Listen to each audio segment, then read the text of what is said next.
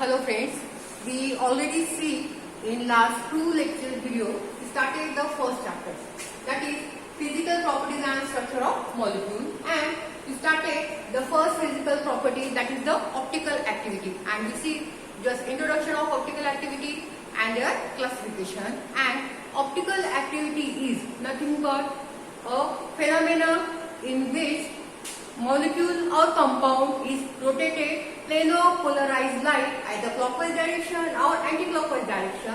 Such compounds are called as optically active compound or optical isomer. Then we will see the classification, which is based on the polarization of light, which is rotated either clockwise direction or anti-clockwise direction, and that optically active compounds, or which is also called as optical isomer. These optical isomers are two types: exorotatory optical isomer and leorotatory optical isomer.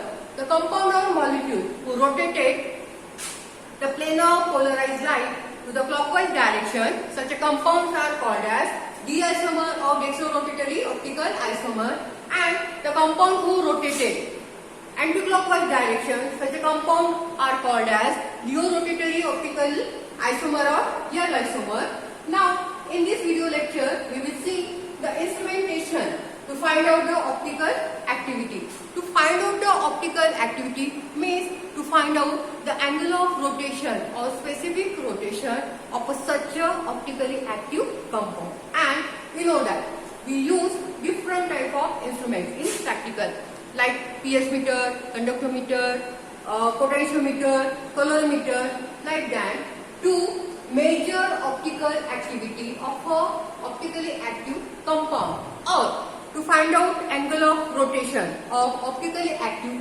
compound. The instrument which is used, that instrument is called as polarimeter.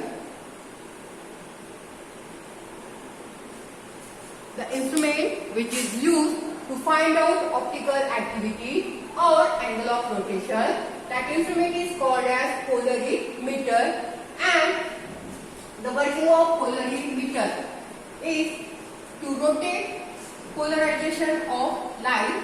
That's why it is called as polarimeter. And this polarimeter is used only for optically active compound, and it requires analyzer, sample, that is glass tube, and polarizer. And for different instruments, we use different type of electrodes. For conductometer, we use conductometric electrode. For pH meter, we use reference electrode. Just like that, for polarimeter, we require two Nicol prism.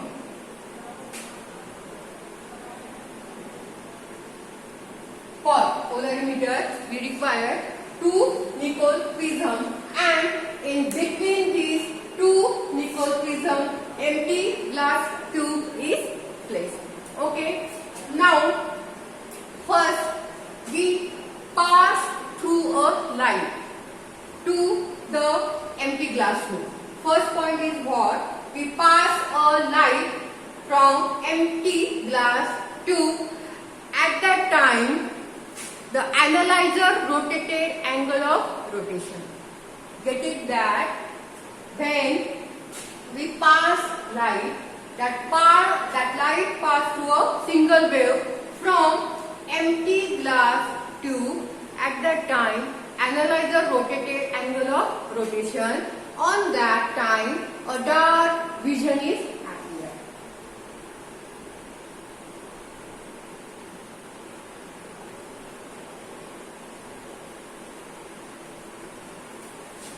Understand? The working of polarimeter is what? For working of polarimeter, we require two Nicol prism, and in two Nicol prism, a empty glass tube is placed. The first point is what?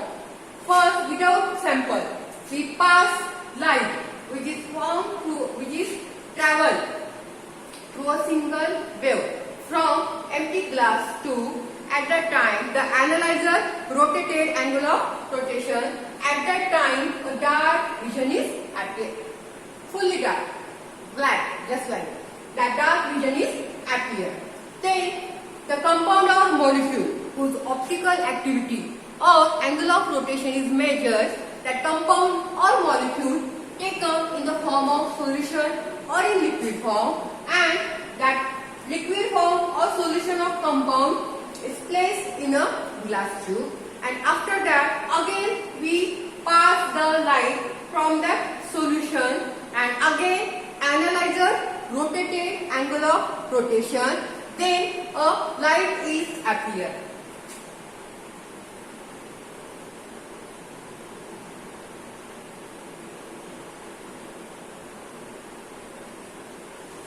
See, first we pass only light through a glass tube, then dark region is appear. After that we take a compound or molecule in the form of solution in glass tube, and again we pass the light, and then analyzer rotated angle of rotation, then light is appear. Okay, then again analyzer rotated to the left hand side. Okay, again analyzer rotated angle of rotation to the left hand side, again dark vision is appear.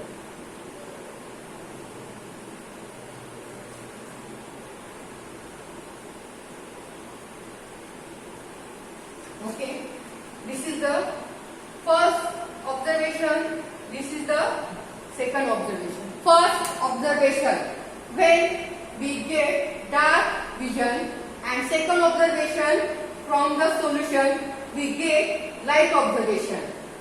Okay, now we have to find out the angle of rotation. Then the difference between these two observations, that is the light vision and dark vision, from difference between dark vision and light vision, we can calculate the angle of rotation, and from angle of rotation, which is also called as specific rotation, we can calculate molecular rotation. And we already see how to calculate molecular rotation in last lecture video, that having a formula. First we calculated angle of rotation and specific rotation by measuring difference between these two, dark vision and light vision, and from this angle of rotation and specific rotation we can calculate the molecular rotation. So this is the actual working of this polarimeter. It's so simple to find out the angle of rotation of any molecule which is optically active, or which is the optical isomer, and from angle of rotation we can calculate the molecular rotation. Now we will see the application of optical activity. Then we will see the application of optical activity.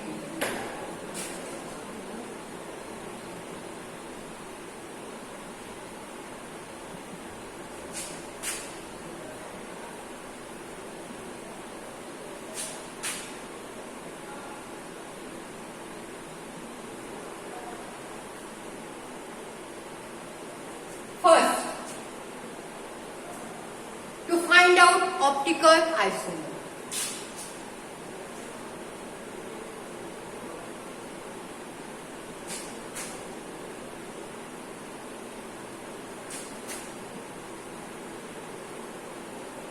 First application is one, to find out optical isomer. Why we are use optical isomer word? Because optical isomer are two types, D isomer or L isomer, and we don't know the given compound is which type, D isomer or L isomer. So by using optical activity or by using polarimeter we can find out optical isomer, and the best example is lactic acid.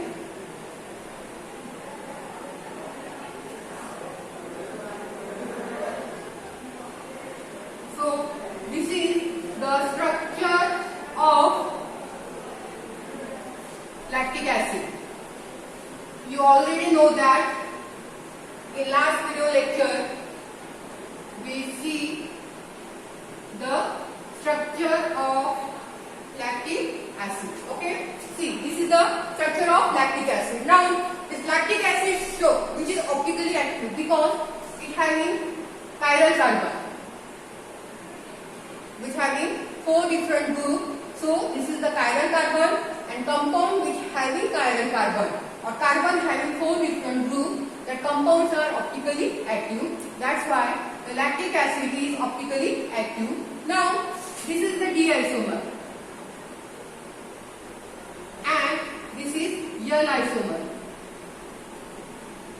because we already say that when the OH group present on right hand side, that compound is D isomer, and OH group present on left hand side, that compound is L isomer. So, this is the first application of optical activity to find out the optical isomer. Means that isomer is either D isomer or that isomer is either L isomer. Second application, we know that compounds are either D isomer or L isomer, but some compounds show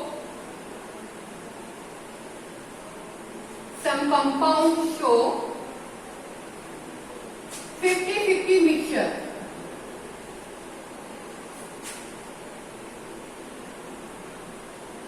of D and L isomer. Such a compound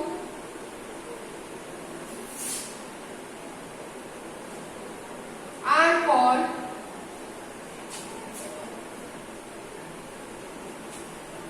racemic mixture.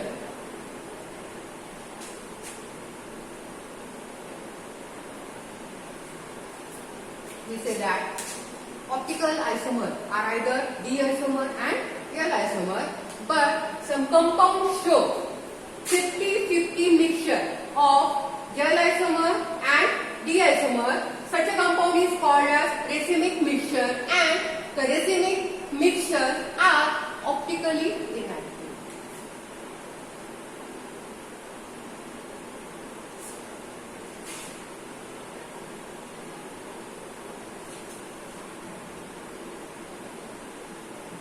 Okay, we can also find out from optical activity whether the given compound is D isomer, L isomer or racemic mixture. Now the last application.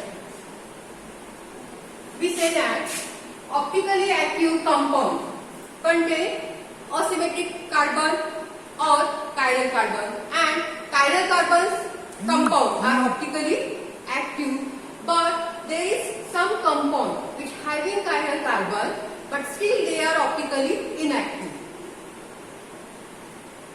Compound contain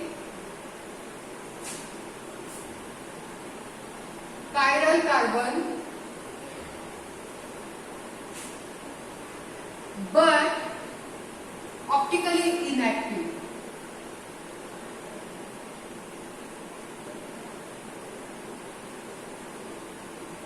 Example is tartaric acid. Okay, now see, this is the structure of tartaric acid. Why tartaric acid is optically inactive? This tartaric acid shows 3 forms. See, 1 by 1.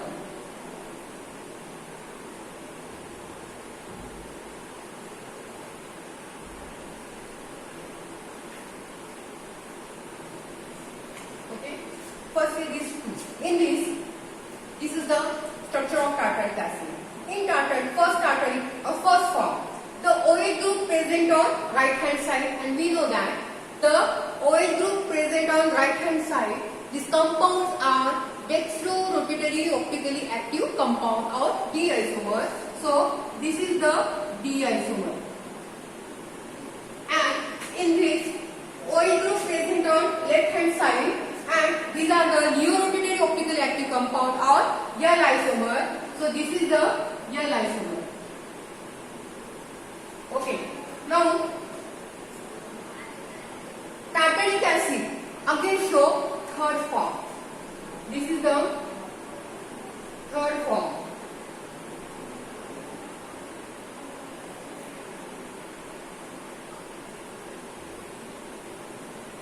Okay.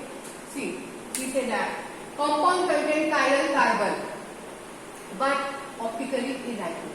Now see, in this carbon is chiral, this carbon is chiral, because this carbon having 4 different groups, this carbon having 4 different groups. This is optically active, D isomer. Same, this carbon is chiral, this carbon is chiral. Again, this compound is optically active and this is L isomer. But this compound having 4 different groups, but this compound is optically inactive because the OH group present on same side and hydrogen present on same side. Such a compound are called as mesocompound.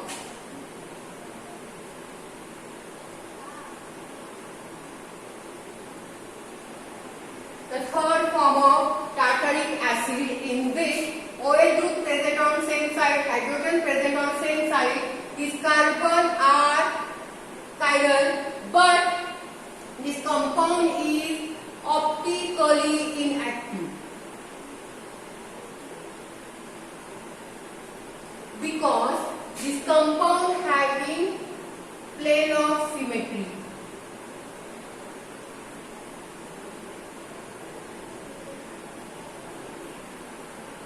Okay, the third form of tartaric acid is that in which 2 hydrogen present on same side, 2 OH group present on same side. The both carbons are chiral carbon, but still this third form of tartaric acid, which is called as mesocompound, is optically active because it having plane of symmetry. It is divided into the 2 symmetric parts, and the compound which are contain chiral carbon, but they having plane of symmetry, axis of symmetry or center of symmetry. Such compounds are optically active, and we can find out such a nature of compound by using optical activity. So this is the instrumentation of optical activity and application of optical activity. In next lecture video, we will see the second physical property, that is the magnetic property. Thank you so much.